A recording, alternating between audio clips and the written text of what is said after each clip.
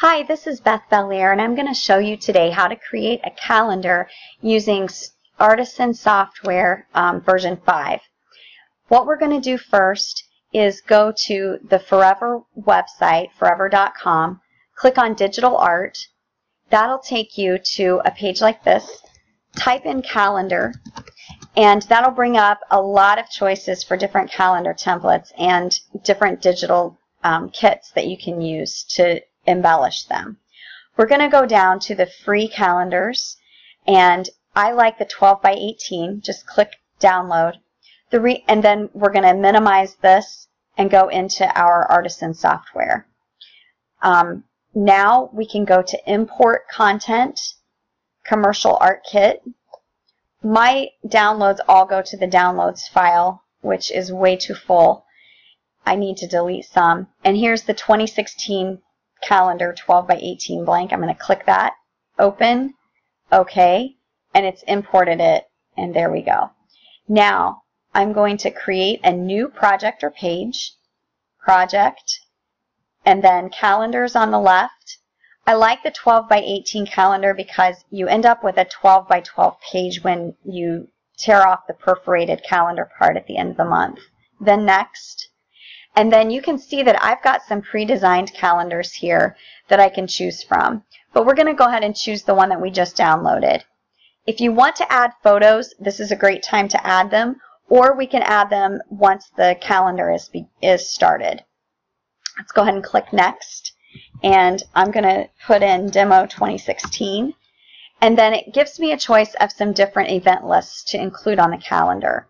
I suggest that with the holidays and observances, you do not choose both US and Canada because they are very similar and you'll end up with two of the same events on the same days.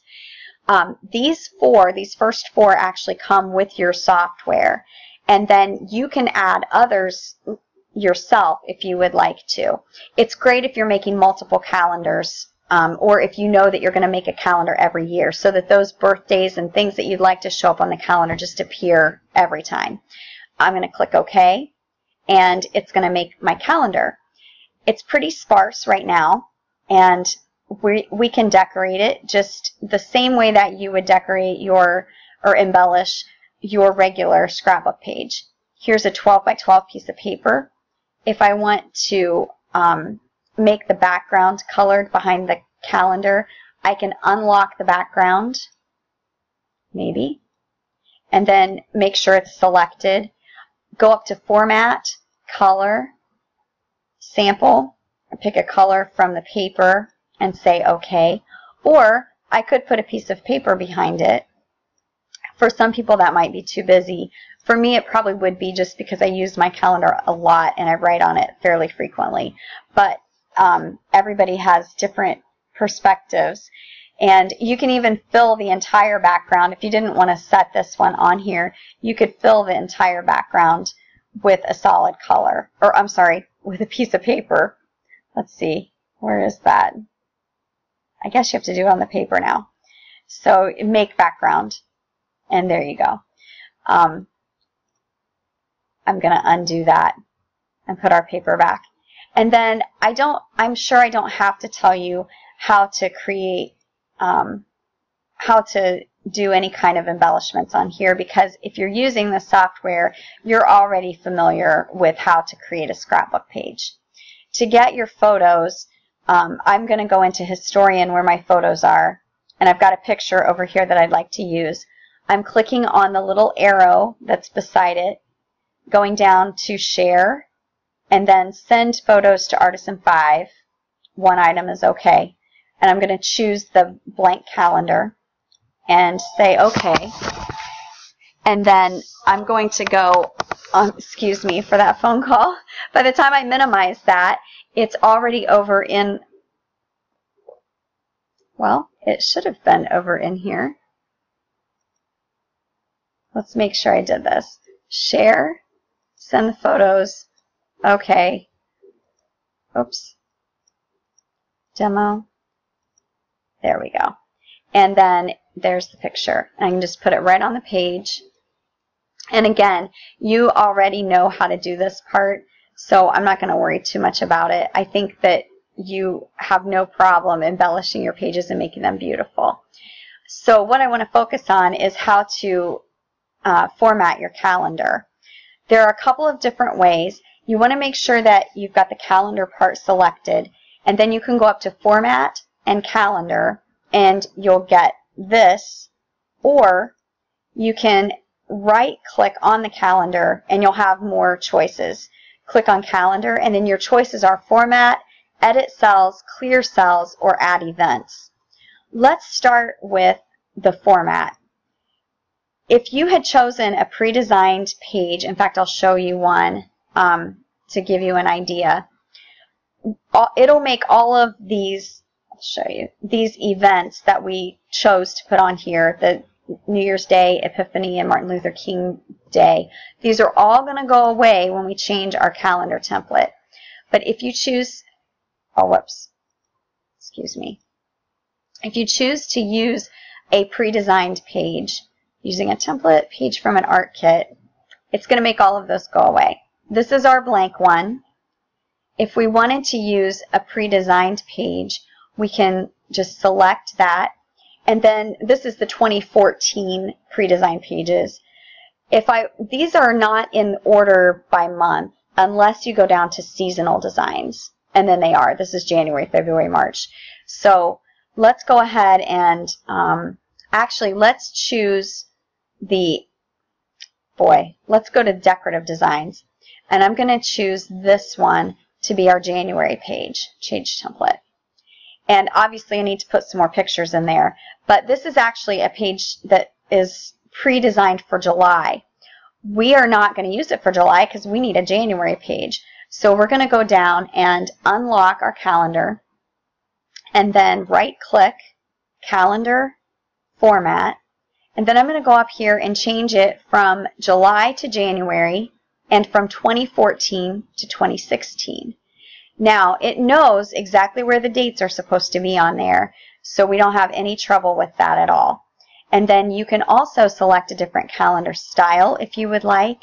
You can put a fill in it, a border, the margin. We'll go down to title. You can choose whether you show the month and the year, just the month, or no title at all.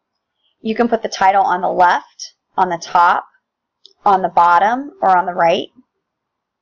And you can choose the font. For a page as busy as this, I think that we'd be better off with a chunkier font. And my husband was making fun of me when I said that I was going to name the fonts chunky, so I went with thick, which I don't think is a whole lot better. But you can also make the font a little bigger so that it shows up better. You can then go on down and you can change the alignment and make it bold, italic, underlined. You can put some fill behind it, which might not be a bad idea on this one since it's kind of difficult to read. That might be actually a little bit better. Gee whiz. This is crazy. I thought I turned off my ringer. Anyway, let's go on down to the weekdays. Make sure that you are careful to look at these closely because some fonts will actually cut off parts of the weekday. You can choose whether you show the full weekday, the first letter, the abbreviated day, or none at all. And then you can also change the font. You can make the font bigger or smaller. It will not give you a warning if you end up cutting off a letter because you made your font too big. So you need to make sure that you're very careful about that. You can also change the days. You can take off the days from previous months, or you can have them show there. I usually leave them on so that I can write things in there on the calendar, because if there are times when I need to know what's coming up before the calendar gets flipped. You can align the days differently if you want them at the bottom, the middle, the top, the left, the right, or the middle. And then you can, of course, change the font of those two. And then in the notes section, this is where we would change the font for the events. Since we don't have any, we can't actually edit that yet. So let's go ahead and add some events. Up here, we're going to go to the Help, Options, Calendar Event Lists, And then these are the user-defined event lists. These are the things that you can add in. So you want to click Add, name your list. You can add your events, and you'll just click on the month, the day, and then display the birthday, or you can put in the last day of school, all those different things that you might like to have on your calendar. And then to add those in, once you've created them, you're just going to right-click on the calendar, click on Calendar, Add Events, OK a couple times. Choose which events. Again, if you choose the US and the Canadian ones, you're going to end up with 2 of a lot of things. So let's go with OK. And then now we get our little exclamation point saying that not everything is fitting. And I'm sure it's Martin Luther King Day here with Winnie the Pooh Day on the same day. So I just double clicked on that cell, and I'm going into the text, I'm highlighting it and deleting so that Winnie the Pooh is gone. Another way to do that is right-click on your calendar, click Calendar, Edit Cells, and you'll notice that every cell that has something in it is highlighted in bold. So that helps you to easily find those things if you wanted to add something there. For instance, if I wanted to add an image, I can just click Add Image, Open. You may have to search for your image. You can crop it, and then you can have, maybe this is her birthday, and so you can type that in, and that'll be the words that are on top of it. You can also add embellishments there. So let's go back to Content, and if you wanted to add a first snow onto the page, you should be able to drag and drop that. I don't know why it didn't. There we go. And it'll go right in there. And then you can edit it once it's there. You can also copy and paste an image. I forgot to mention that. You can just click Paste an Image. If I don't want that there, because I don't know if that's first snow, probably not, then we can say OK and it's gone. There are embellishments that you can purchase that are made just for calendars. These are the 2014 calendar digital embellishments. And again, you can just drag these right on. And I'm going to take off the text so that since it already says New Year's Day, it doesn't need to be on there twice. Another way that you can create a calendar is actually just on any page that you have. No matter what you're doing, let me go to another page. No matter what you're doing, you can add a calendar. And here we go. Let's say you wanted, for whatever reason, to, let me find Insert. You're going to go up to Insert. If you wanted to add a separate calendar, just click Calendar. And there's another calendar for you.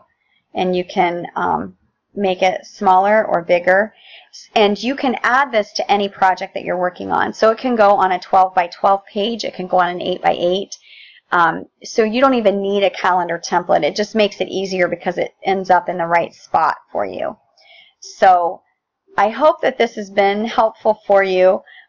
Please feel free to call me, leave a message on my blog, or email me if you have any questions or need some help setting this up. I tried to do this pretty quickly so I didn't run out of my 15-minute time limit. But happy scrapping.